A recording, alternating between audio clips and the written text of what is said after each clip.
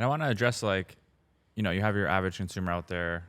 I get these calls all the time, and you're someone who, like, I actually, you know, give some honest facts here as to what these people, or some proper education. But a lot of buyers, you know, they've been saying like, oh, we're waiting for things to crash. Yeah. Or, oh my God, this next rate announcement, things are gonna crash.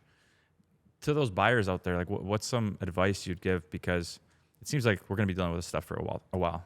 Right. And I think they're waiting for like that magic day where things just go on fire, which is not gonna happen. So how do we address that?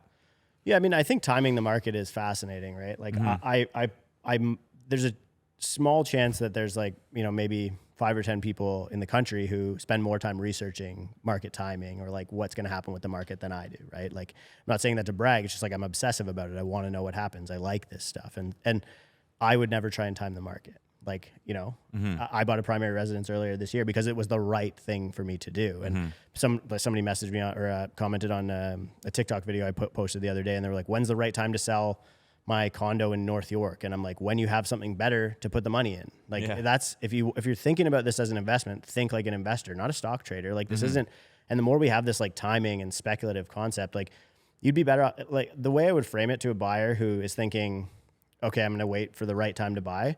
It's like, okay, so you're going to save yourself 10, 20, 30, 50 grand in house price. Let's say if the market actually crashes, it drops 10% and you save yourself 100 grand on $1 million house because it dropped 10%. But interest rates, because what just happened, that we saw that happen 20% from this time last year to this time this year. And so now you're saving $200K on the average Toronto home, but your interest costs is $250,000 for your first term of your mortgage, right?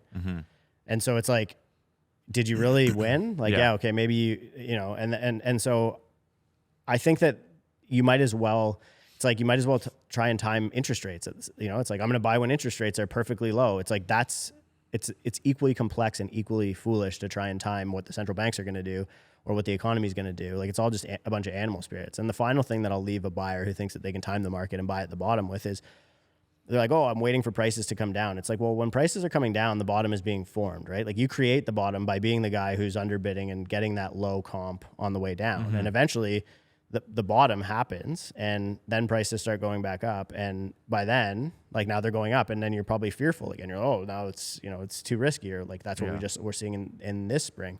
You can't see the bottom until it's gone.